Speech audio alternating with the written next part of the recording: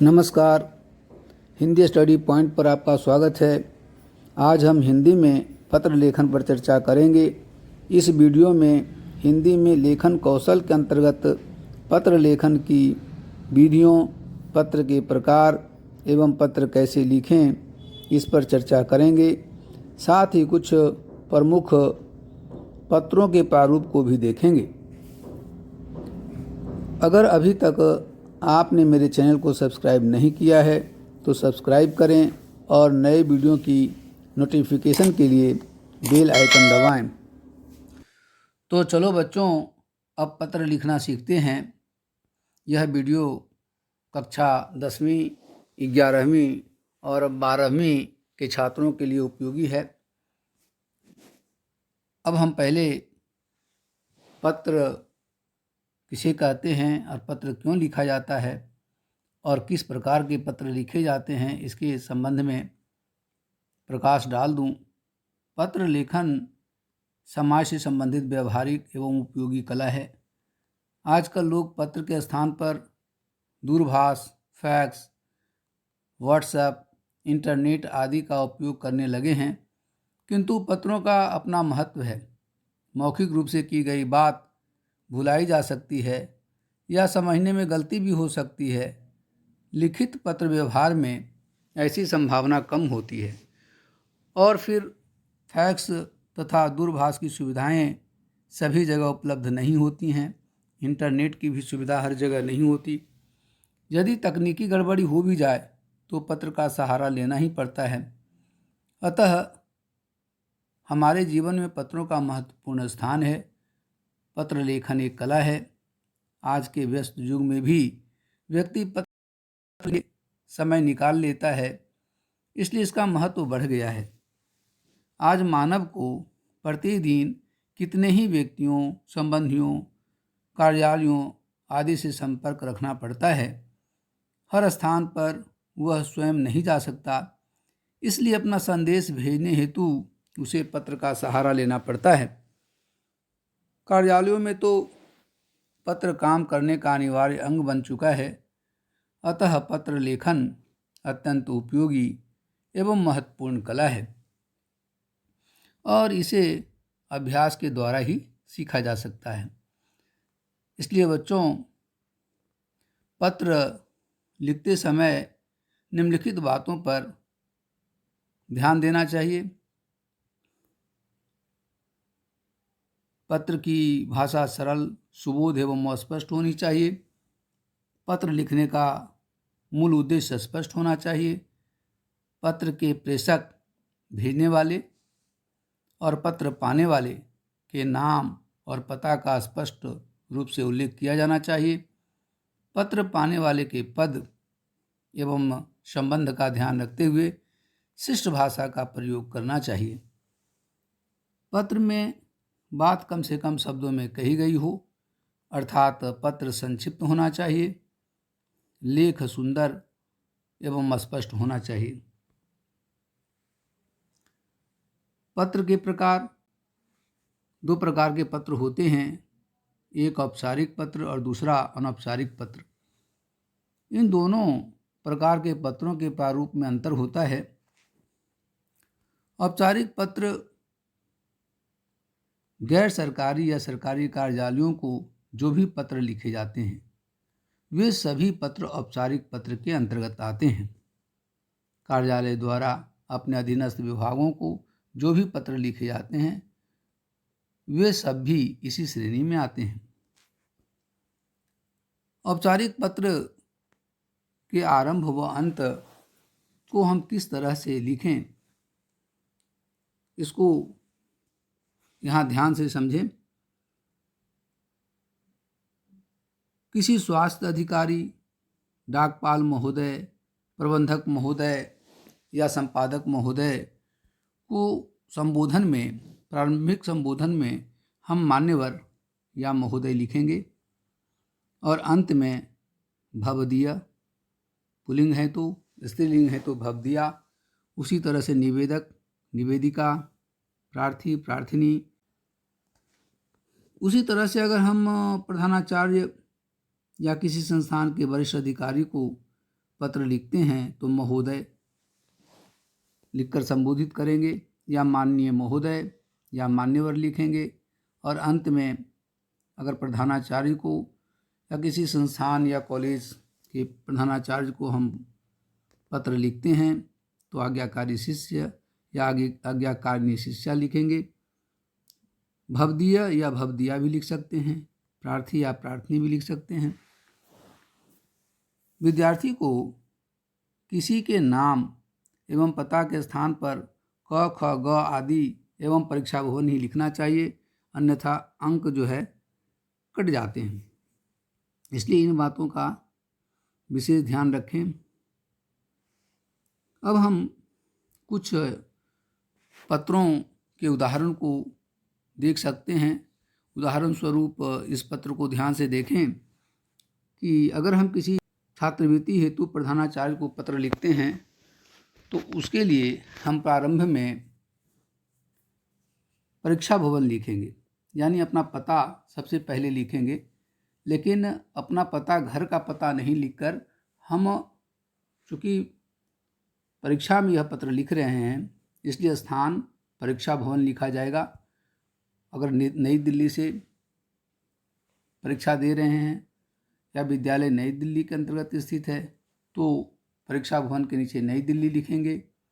फिर तिथि लिखेंगे।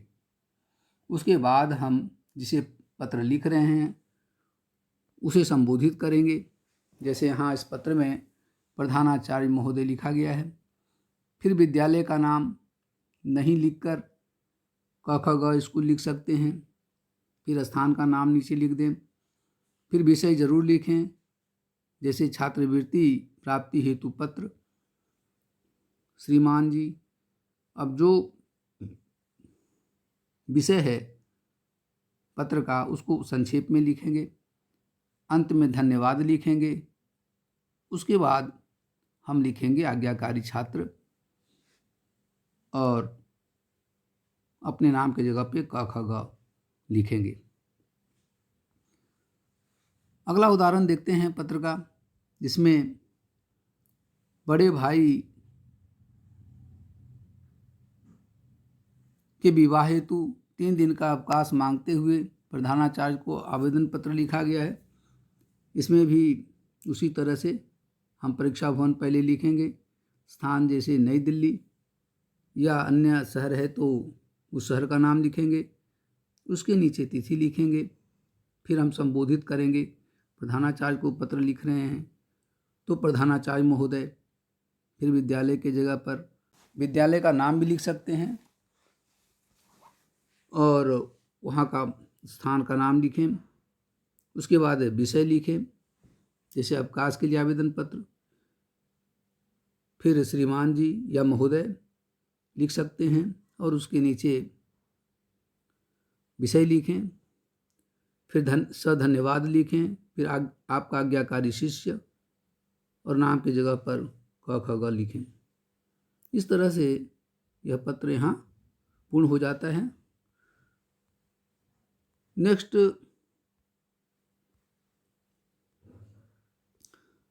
एक अन्य पत्र का नमूना देखें। जैसे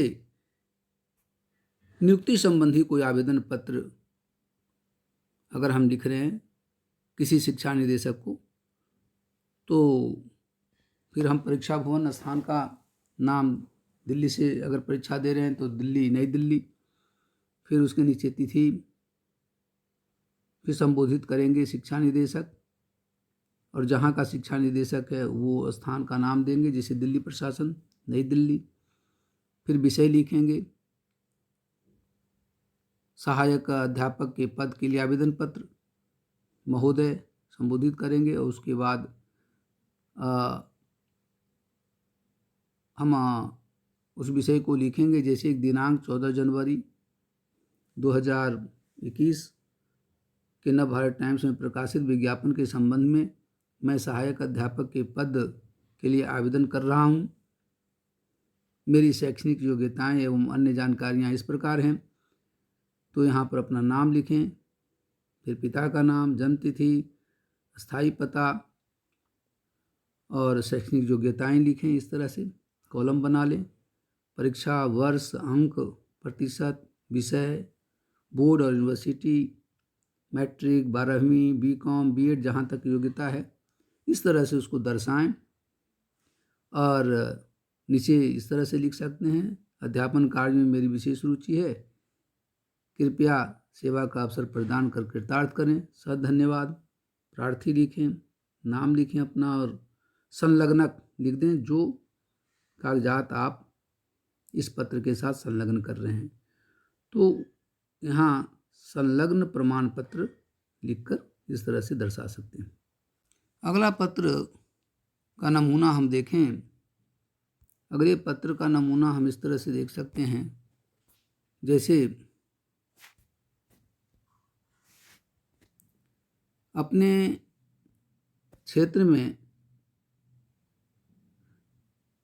क्षेत्र की गंदगी की ओर ध्यान आकर्षित करते हुए स्वास्थ्य अधिकारी को पत्र किस प्रकार से लिखा जा सकता है। तो फिर उसी प्रकार से आप परीक्षा भवन लिखें प्रारंभ में, यानी अपना पता। अगर नई दिल्ली से परीक्षा दे रहे हैं तो नई दिल्ली लिखें स्थान, उसके नीचे तिथि लिखें। फिर श्रीमान स्वास्थ्य अधिकारी, दिल्ली में अगर लिख रहे हैं तो दिल्ली नगर निगम, नई दिल्ली।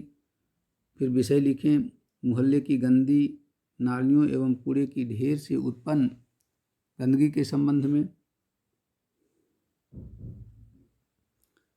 फिर महोदय और वो स्थान का जिक्र करें जिस क्षेत्र के आप निवासी हैं और वहाँ की गंदगी के बारे में और उससे संबंधित फैल रही बीमारियों के बारे में जानकारी दें। नीचे सधन्यवाद लिखें, फिर भवदीय लिखें और अपने नाम के स्थान पर क ख ग लिखें।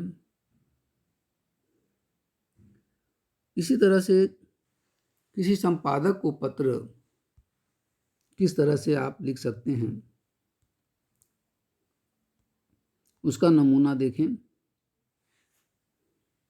जैसे दिल्ली में बिजली संकट से उत्पन्न होने वाली कठिनाइयों का वर्णन करते हुए दैनिक समाचार पत्र के संपादक को पत्र किस प्रकार से लिखें। स्थान के जगह पर परीक्षा भवन, फिर स्थान लिखें, फिर नीचे तिथि लिखें। फिर संपादक महोदय, नव भारत टाइम्स, बहादुर शाह जफर मार्ग, जहाँ की वह नव भारत टाइम्स स्थित है, उसके कार्यालय का नाम लिखें, स्थान लिखें और उसके बाद विषय लिखें। बिजली संकट से उत्पन्न कठिनाइयों के संबंध में महोदय, और जो कठिनाइयां हैं उस विषय की चर्चा करें। उसके बाद नीचे सधन्यवाद लिखें, फिर भवदीय लिखें और अपना नाम के स्थान पर क ख ग लिखें। जब भी पत्र में आप इस तरह का प्रारंभिक स्थान, तिथि और संबोधन लिखते हैं, वह अपने बाएं हाथ लिखें और अंत में अपना धन्यवाद करने के बाद भवदीय लिखते हैं तो यह भी बाएं हाथ ही लिखें। अपना नाम के स्थान पर क ख ग जो भी लिखते हैं वह अपने बाएं हाथ ही लिखें। अब हम अनौपचारिक पत्र के बारे में जान लेते हैं। इसके पहले हमने औपचारिक पत्र के विषय में जाना। अब हम अनौपचारिक पत्र के विषय में जानते हैं कि इसको किस प्रकार से लिखते हैं और अनौपचारिक पत्र क्या होता है। अनौपचारिक पत्र अपने माता पिता, परिजनों, दोस्तों या सगे संबंधियों को लिखा जाता है। ये पत्र पूरी तरह से निजी या व्यक्तिगत होते हैं। इस तरह के पत्रों में व्यक्ति अपनी भावनाओं, विचारों व सूचनाओं को अपने प्रियजनों को भेजते हैं। इस तरह के पत्रों में भाषा बहुत ही सरल, सहज और मधुर होती है। या उन्हें निमंत्रण भेजने, धन्यवाद देने या कोई महत्वपूर्ण सूचना देने के लिए लिखे जाते हैं। इसलिए ऐसे पत्रों में शब्दों की संख्या लिखने वाले व्यक्ति पर निर्भर करती है। अनौपचारिक पत्रों के कुछ उदाहरण नीचे दिए गए हैं। अब इन उदाहरणों को देख लेते हैं। इन उदाहरणों के पहले हम उसके संबोधन को देखते हैं कि किस प्रकार से हम संबोधन करते हैं, प्रारंभिक संबोधन किस प्रकार से करते हैं, और अंत में अपने बारे में कौन से शब्द का इस्तेमाल करते हैं। अब जैसे अपने बड़े भाई एवं आदरणीय व्यक्ति के लिए जब पत्र लिखते हैं तो उनके लिए संबोधन हम किस प्रकार से करेंगे। जैसे दादाजी के लिए, पिताजी के लिए, नाना जी के लिए, चाचा जी के लिए, अध्यापक के लिए, या अपने बड़े भाई के लिए, तो यहाँ पर हम उनके लिए संबोधन करेंगे आदरणीय या माननीय या पूज्य या पूजनीय। अगर कोई स्त्री हैं तो उनके लिए पूज्या या पूजनीया लिखेंगे, और अभिवादन में लिखेंगे सादर प्रणाम, सादर नमस्ते, सादर चरण वंदना या सादर चरण स्पर्श। ये अभिवादन में शब्द लिखेंगे उनके लिए। और अंत में आपका स्नेहाकांक्षी लिखेंगे या आपका प्रिय लिखेंगे। उसी तरह से अगर मित्र को पत्र लिखते हैं तो उनके लिए लिखेंगे संबोधन में प्रिय मित्र या स्नेही, और अभिवादन में लिखेंगे सस्नेह नमस्ते, सप्रेम नमस्कार, मधुर स्मृति या मधुर स्नेह लिख सकते हैं। और अंत में लिखेंगे तुम्हारा अभिन्न मित्र, अगर स्त्री है कोई तो तुम्हारा अभिन्न सखी, तुम्हारा प्रिय मित्र या तुम्हारा प्रिय सखी। उसी तरह से अगर छोटा भाई या छोटी बहन पुत्र या पुत्री के लिए पत्र लिखते हैं तो संबोधन में प्रिय या स्नेही अनुज, प्रिया या स्नेही अनुजा, अनुजा या अनुज छोटे को कहते हैं। अपने से छोटे के लिए यह शब्द इस्तेमाल किया जाता है, अनुज या अनुजा। अनुजा स्त्री के लिए और अनुज पुल्लिंग के लिए। पुत्र या पुत्री के लिए प्रिय आत्मज या आत्मजा, आत्मज मतलब पुत्र, आत्मजा मतलब पुत्री। और अभिवादन में मधुर स्नेह, सुखी रहो, बहुत बहुत प्यार, इस तरह से लिख सकते हैं। और अंत में तुम्हारा अग्रज यानी बड़ा भाई, तुम्हारी अग्रजा यानी बड़ी बहन, तुम्हारा शुभचिंतक या शुभाकांक्षी। इस प्रकार से संबोधन में प्रारंभिक और अंतिम संबोधन लिख सकते हैं। अब हम कुछ उदाहरण देखते हैं। जैसे अपने बड़े भाई के विवाह में अपने मित्र को निमंत्रित करते हुए पत्र लिखें। अब हम जब पत्र को प्रारंभ करेंगे तो पहले जिस स्थान से पत्र लिख रहे हैं उसका पता लिखेंगे। तो पता में हम परीक्षा भवन लिखेंगे, वह स्थान जहाँ से आप परीक्षा दे रहे हैं स्थान का नाम लिखेंगे, फिर तिथि लिखेंगे, दोस्त को संबोधित करेंगे, प्रिय दोस्त अर्णव, उसका नाम लिख सकते हैं। फिर अभिवादन में मधुर स्नेह और विषय लिखें जिससे संबंधित आप पत्र लिख रहे हैं। फिर लिखें तुम्हारा दोस्त और उसके जगह पर अपने नाम की जगह पर क ख ग लिखें। इस प्रकार से हम अनौपचारिक पत्र लिखते हैं। अन्य उदाहरण भी देख सकते हैं। जैसे अच्छी संगति का महत्व बताते हुए अपने छोटे भाई को पत्र लिखिए। फिर स्थान लिखेंगे जहाँ से पत्र लिख रहे हैं, ये बाएं हाथ ही लिखेंगे, और उसके नीचे हम तिथि लिखेंगे। यहाँ पर तिथि नहीं लिखा हुआ है, तिथि लिख देंगे पता के नीचे। फिर हम संबोधन करेंगे प्रिय अनुज जयदेश, ये नाम है, प्रिय अनुज जयेश, सस्नेह आशीर्वाद। और अभिवादन के बाद हम पत्र लिखेंगे, पत्र का विषय लिखेंगे। उसके बाद अंत में हम लिखेंगे तुम्हारा बड़ा भाई या तुम्हारा अग्रज, और नाम के स्थान पर क ख ग लिखेंगे। अन्य उदाहरण भी देख लेते हैं। जैसे नई दिल्ली के प्रगति मैदान में आयोजित एक पुस्तक प्रदर्शनी में जाने के अपने अनुभव को अपने दोस्त को बताते हुए एक पत्र लिखिए। फिर हम यहाँ स्थान लिखेंगे जहाँ से पत्र लिख रहे हो, वहाँ का पता लिखेंगे, उसके नीचे तिथि लिखी जाएगी। फिर हम दोस्त को प्रिय श्याम को लिख रहे हैं पत्र, तो प्रिय लिख करके संबोधित करेंगे उसे। और यहाँ अभिवादन भी लिख सकते हैं, नमस्ते। उसके बाद आप विषय लिखें। विषय लिखने के बाद आपका मित्र क ख ग। इस तरह से हम औपचारिक और अनौपचारिक पत्र को लिख सकते हैं। मैं आशा करता हूँ कि आप लोगों को इस वीडियो के माध्यम से पत्र किस प्रकार से लिखते हैं समझ में आ गया होगा।